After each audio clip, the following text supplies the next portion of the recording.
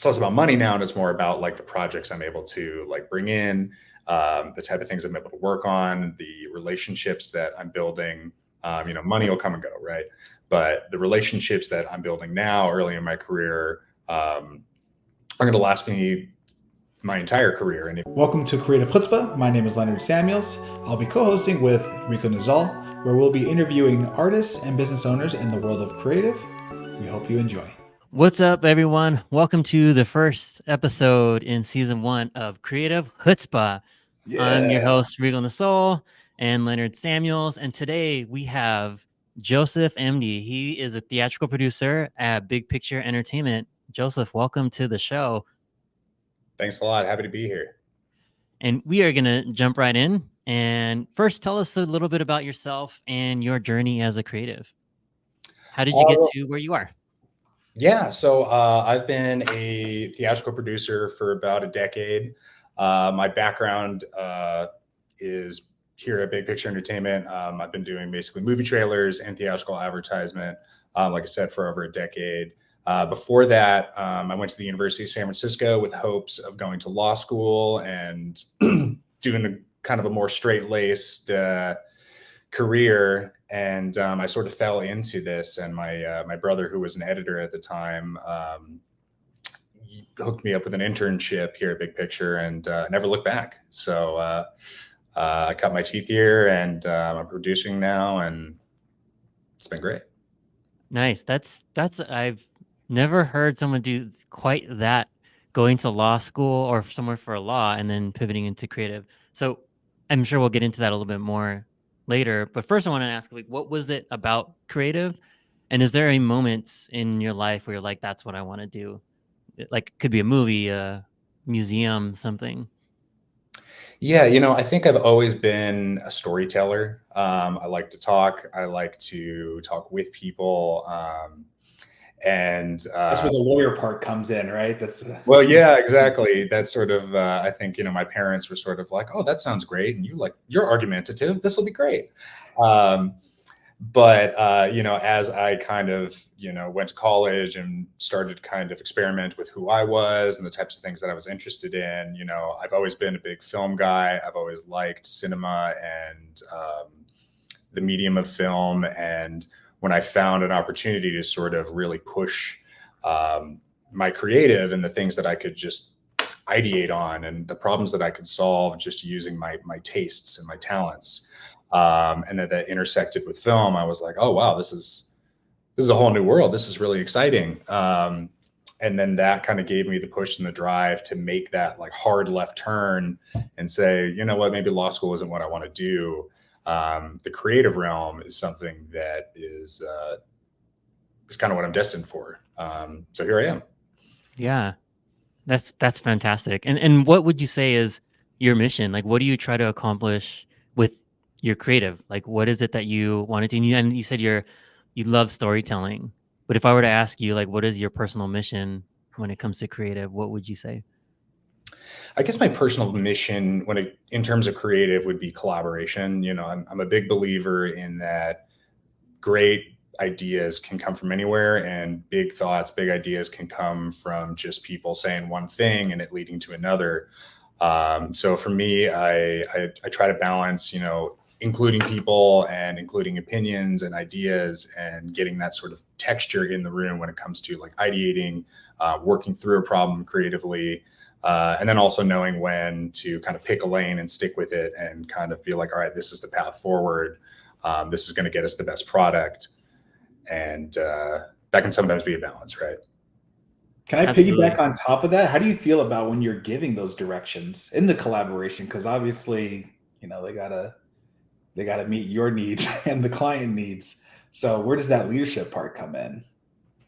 I think it's, like I said, I think it's a balance, and I think it's about knowing your team and also just understanding that like everybody's trying to get to the same goal. So right. What is the goal? Does everybody know, here's where we're trying to go. How do we get there as quickly and expediently as possible with all the members of the team on the bus? And sometimes you run into that person that's really adamant about their way and their way forward. And, sometimes there's room to negotiate, and other times there's just the business aspects of like, we gotta cross the finish line, and this is how we do it. Yeah, that's great. And you've been doing this for a long time, so I would love to hear over time, right? You've been doing this for 10 plus years. How has that changed? How has that evolved? Because entertainment is a very old industry. It's been around for a very long time, and it's gone through its own evolutions and things like that. So how has it been? How has collaboration and maybe just the creative process been from when you started to where it is today? That's a big question. There's a couple different ways to attack that. I think the easiest one to talk about is sort of the generational differences. I'm in that point in my career where I've been in over a decade. I've spent a lot of time growing in this industry with people that have come before me and people who are now sort of emerging and just starting out their careers. And so there's definitely a difference, I think, in problem solving and thought process that comes between different types of people. I think there's different kinds of work ethics. So I've definitely seen that as one of the biggest changes. I would say in the last, even before the pandemic, I would say in the last 5 years, that was already starting to kind of be a thing where, Gen Z and millennials have a different perspective than always fighting, but we're just so the same. We're just so the same. Yeah. I mean, I think we're cut from the same cloth for sure. But all of my millennial partners are always like, these Gen Z guys don't know, they don't want to work. They have boundaries. They have healthy boundaries. That's healthy boundaries. That's a great way to put it. Yes. Mm-hmm. But boundaries, sometimes you got to work around the boundaries, and some people are more open to that than others, I'll say. Yeah. Can I say on top of that, is there some tips that you would give to new up and comers that are in their first 5 years of getting into this business? Yes, it's going to probably fall into the Gen Z most likely, but yeah, just people that are just starting to get into this, business at later stages of their life. Is there anything that you would tell them as they move into it? Well, I think the one thing I keep hearing a lot these days is fail fast, which I think is great advice. It's fail fast, try things. If it doesn't seem to be working, just tuck, roll, recover. Don't spend too much time on it. There's always, I think, a healthy space for postmortems, when things aren't working. But don't belabor over, little things as you're starting out. I think in terms of synergy, and like getting a whole company together, that's tough. That's a really hard thing to do. You have a lot of different people, you have a lot of different personalities, you have different departments doing different things. There's so many moving parts. I think it's easy to get overwhelmed. I think it's really easy to want to try to solve everything immediately and then get the ship back to like tip top running shape. Everything is smooth. I don't think that's realistic, and it's also not practical, to sum it up, I guess I would say, be flexible, learn to fail. And, it's like, there's going to be tough times. There's going to be stressful times. But I think as you're sort of building your rapport with your team, the stronger that is too, the more flex you'll have, the more nimble your company will be, because there's that inherent trust, right? Yeah, there's this, when you say fail fast, right, there's this, and I came up the non-traditional route. I came up through tech into entertainment, and there's this stigma almost with high performers that we don't celebrate wins well. And I want to see how you handle it, because it's true, you want to fail fast, and you want, like, postmortems are a thing that like a lot of people do, but you hear more about postmortems, what could get better, like all those things, instead of like post celebrations. Mm-hmm. So tell me what it's like for you, because high performers tend to like glance past the wins and then focus on the losses. So how do you provide that balance, even in your career or with collaborators you're working with, where you're equally celebrating, but also recognizing where you can get better? Yeah, I think particularly in creative, there is a drive to win. Like, I think all of us really want that celebration, and I think it's very easy for the celebration to be commonplace, right? Like that's my job. That's what I'm supposed to do. Is I'm supposed to win. So let's move on to the next one. Versus, it's easy to obsess about like a loss that you weren't expecting, or if you've been, you know, on a campaign for a long time and fighting and putting in the hours, and then it doesn't work out. Those are the ones you want to obsess about, right? But in terms of celebrating and wins, I think you're right. I think we focus a little bit more on like popping the champagne and like, yeah, we did it, cool, instead of being like, how that was great. How do we replicate that? It was really easy. What went well? What, you know, do we do differently in the pipeline this time that just made it easy and made it so that we weren't here till 4 a.m. every night, you know? Yeah, so I think that's sort of a like, if it's not broken, don't fix it kind of habit, right? Like, if you've won something, you've done everything correctly, so you don't need to reflect, so to speak. But you know, it's not true, because you can reflect on all the things that you did well. You know, whether it's like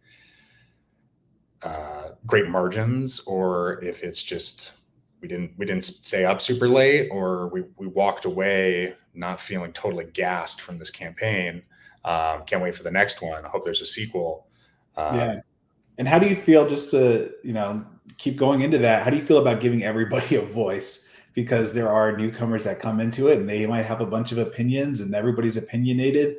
Do you just try to go through like the keys of command and say like, oh, well, I'll talk to the art director, or I'll talk to this person? Or are you more of like, I want to say communal, but everybody get into the room and, you know, ask everybody their opinions? How do you do that process? I think I'll answer by saying it's situational. Okay. When we got to go and there's deadlines and things to do, I would definitely focus more on getting the job done, the production, going straight to the people that can help me out. But in terms of thinking from a 30,000 foot view, when you're bringing in, you know, more junior people into the room, let's just say, you know, younger people in their careers who are coming into the room, they may not have the expertise or, you know, the experience to solve the problem, but they're going to be learning when they're in the room. So even if they're like, well, what if we paint it green? And we're like, we're not going to paint this thing green. It's not going to work, but thanks. Then they'll know, maybe I shouldn't blurt out that next time, you know? Yeah, it goes both ways. Now they're validated, but also they get a learning experience at the same time. Exactly. You know, and I think that's sort of a sliding into home. You know, you might get some sand in your shorts, you might get tagged out, but you might win. So you got to go for it. And I think it's short-sighted to really just focus on your rising stars or your leadership or whomever, like the people that you trust. Short-sighted, 100%. Yeah. In terms of like, I think for us working in, you know, I'll speak for myself. I work for a smaller creative agency, not like a large corporate entity. So when we're thinking about 5-10 years down the road, we're trying to build internally and grow our teams. We want to have strong foundations. And sometimes that's about like kind of nurturing individuals in departments, you know, supporting the whole department, but also realizing like, hey, this person over here is excelling in these areas, but we got to help them out over here. You know, 5 years down the line, that help and that attention might, you know, make a really, really stellar employee who's seasoned and like, oh yeah, I'm actually not nervous about staying over the weekend and, you know, rendering things for 5 hours. I can do that. And been there before. Yeah. So taking it back a little bit, and that was, thank you for walking us through that. Because, you know, things have changed a lot, but looking back at your journey, what did success look like when you started, and what does success look like now for you 10 years in? 10 years in, I think when I first started out, success was twofold. It was about kind of climbing the ladder, you know, and just every time I hit a rung or like got like a, you know, a pay bump, that's what success looked like. It was like very tangible traction and sort of like moving forward. And at a certain point, you kind of stop hitting those rungs. And for me as a producer, I'm just a producer now, and I've hit the sort of the top of my ladder for rungs to climb. But success also has it's less about money now, and it's more about like the projects I'm able to like bring in, the type of things I'm able to work on, the relationships that I'm building. Money will come and go, right? But the relationships that I'm building now, early in my career, are going to last me my entire career. And even if I switch from, one part of the industry to another, the more relationships I build and maintain, the more friends I'm going to have, the more opportunities I'm going to have. So to sum it up, I guess I would say like it used to be just like my own personal advancement. That's what success was. And now I think with time and space, and also having experienced losses and defeats along the way, like I think those relationships are the part of the success that really stand the test of time. Nice. And with the amount of time that you put in, we're gonna get serious for a moment. We love everything, but it's also how important has been diversity in your profession, in the creative field? Because I can speak on behalf of myself, I'm sure Rico can as well. There's not a lot of people that look like us in a lot of the departments, but we are coming in more and more, which is fantastic. We understand that studios want to work with us. We understand that agencies want to work more with us. We're getting more opportunities. How has it been for you getting to work with more diversity and have more come in? I mean, I think it's first of all, I think diversity is essential to creative. I think it's one of those things that when we talk about people in a room, the more perspectives and lived experiences that are in that room, the sharper the ideas are going to be, because you have different perspectives, different angles to kind of cut in and figure out, okay, what are we trying to do? Like, what is the objective? And, in terms of trailers, I can just speak to, we have different quadrants we're trying to hit. It's like young males, young females, this and that. Every once in a while we get into a place where we talk about diversity, and I'll talk about like Get Out, for example. Get Out was such an important film. And I remember for me, I was hanging out in a bar and with some friends, and another guy came up to me, and he was a black fella, and he was like, "Hey, I just saw Get Out. I really want to talk to somebody about it." And I was like, "Oh yeah, I saw it last weekend. It was really amazing."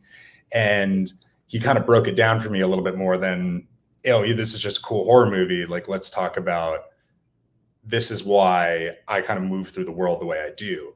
And that blew my mind. And just that lived experience of like, here's my perspective on something that totally over my head really showed me that creative is that medium. It is an art form. It is something that allows all of us to express not only where we're coming from and what we're feeling, what makes us who we are, but it allows us to showcase that and present it to other people in a way that, I don't know how to do it with words, so let me try it this way. And sometimes that hits so much more profoundly. And I've been fortunate enough to work on a lot of diverse teams, here at Big Picture and beyond. And, it's one of those things where at the end of the day, it's about people, right? Everything we're doing, we're selling to people. We're working with people. We're trying to figure out people.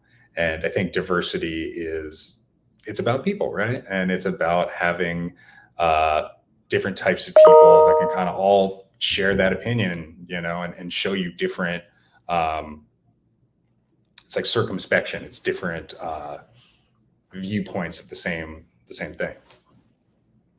Yeah, I love that example you gave of that story with someone coming up to you with Get Out, because I think diversity is even more than just like having representation in the room, right? But it's also about having these stories be told, right? Because one of the things that I would tell my team at Netflix is, what other medium, what other platform can you tell stories, global stories, right? Where somebody in Brazil can learn about a family in Africa, or a family in Thailand can learn about, climate change in another country, right? Like, what other platform can tell those stories?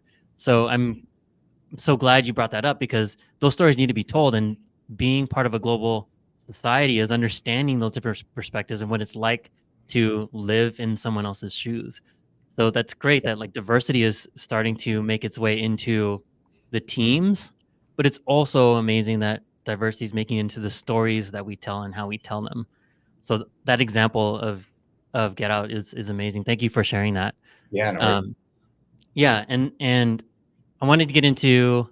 We have a few more questions here, but with that, what is one piece of advice? Like, you've been here in the industry for a long time, and the perspective you shared so far with us has been great.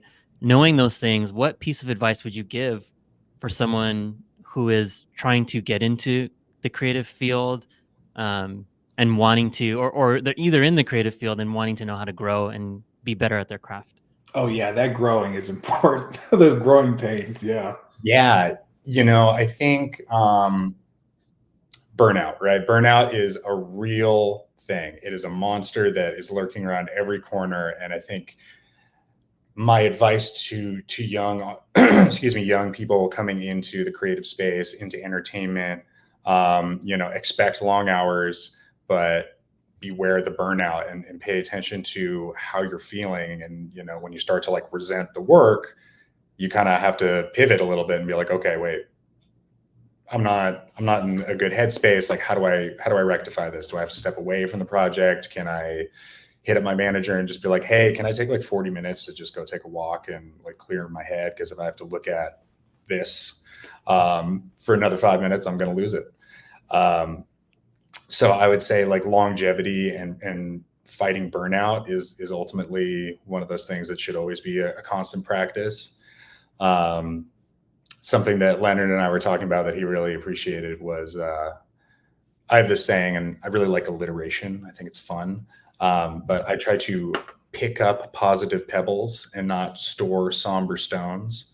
And especially throughout my day, it's really easy for someone like me who's like probably undiagnosed ADHD and just a millennial and very busy and taking too much stuff on. Like, I would pick up these like annoying rocks of just like, oh, I forgot my wallet at home, this, that, the other. And I occupy myself, with these big things versus I had a really good cup of coffee this morning and that was really nice. And it's a tiny little pebble that I can just pluck into my pocket and think about that throughout the day. And I can collect those throughout the day, whether it's, my dog gave me a big kiss this morning and it woke me up, or, I saw a cloud that reminded me of, a car I used to drive, like whatever those things are, the more you can kind of have those things and hold on to those things throughout the day and ultimately throughout the week, the month, so on and so forth, you end up with just lots of cool gravel to play with, versus just these big chunky things that are going to weigh you down and make it harder to fight that burnout. Yeah, I'm going to comment on top of that. That's such a visual intake of mental health awareness that I personally, that's why I gravitated. We're in marketing. We're in marketing. It's here. It really hit me in terms of that's such outside thinking of having something that's physical and saying like, oh, my day was shit. And then you look at it and you have like, oh, I collected like 3 rocks today. It wasn't as bad as I thought it was, And with that said, can you speak to how important mental health is in your profession? Essential. You cannot survive. I'll just speak broadly to entertainment. Mm-hmm. You cannot survive entertainment with a thin skin. And no, you cannot. Yeah, just like if there's too much competition, there's too much pressure, there's too many people who are like, I'm going to get mine. And I get that. We're all out here hustling, especially, here in Los Angeles. You got to be busy, even if you're like a surfer dude, you got a day job, you got to be running around getting the papers. So in terms of like regulating mental health, which is something like I'm not great at, and I still am trying to figure out how to do it. I think you have to identify what is most important to you in your daily life. What does that look like? And how do you maintain and support that. Whether it's like, I want to be better at not flipping out when things go crazy at work.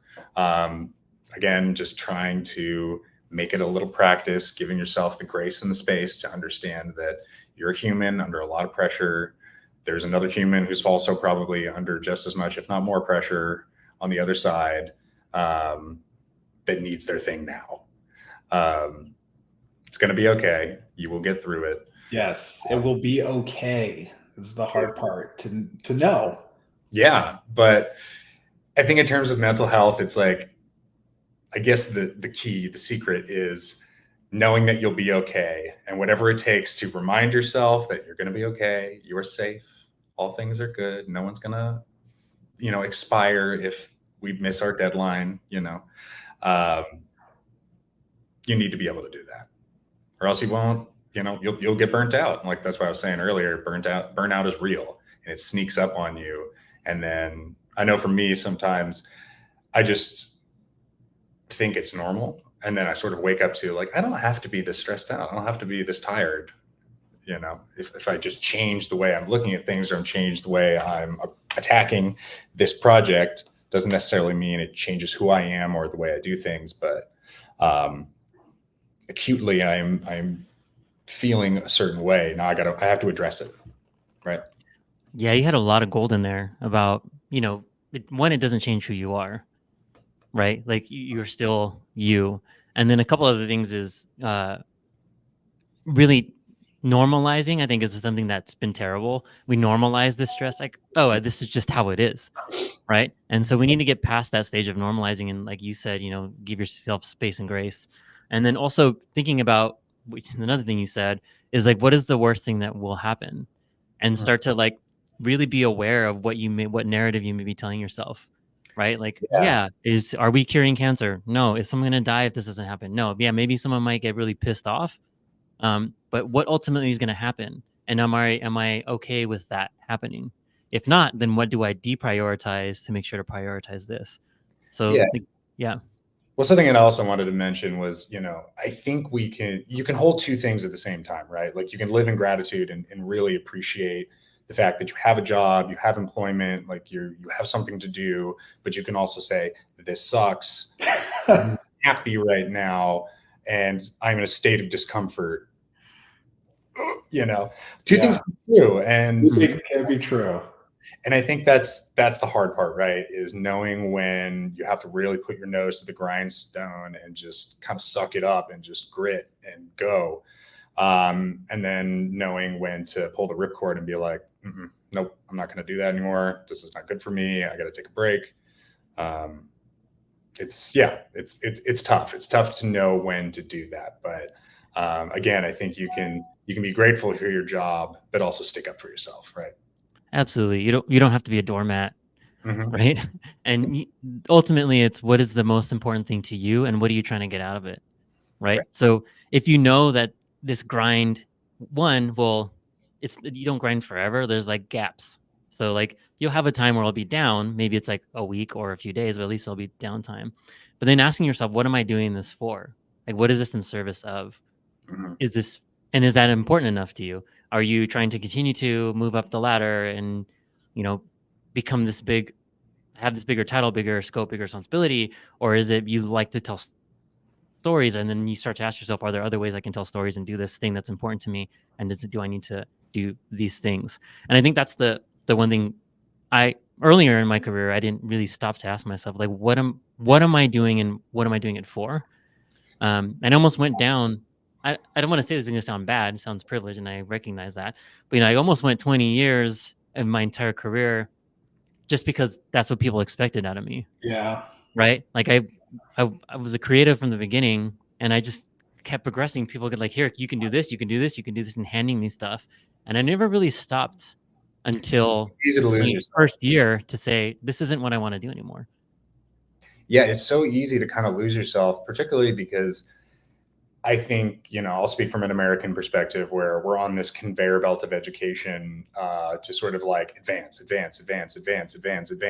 And then you arrive, post-grad, whether it's undergraduate or higher education, And then there's a now what? And it's like, go. You have debt to pay off. Go. Like you're gonna get your life together. Now it's time.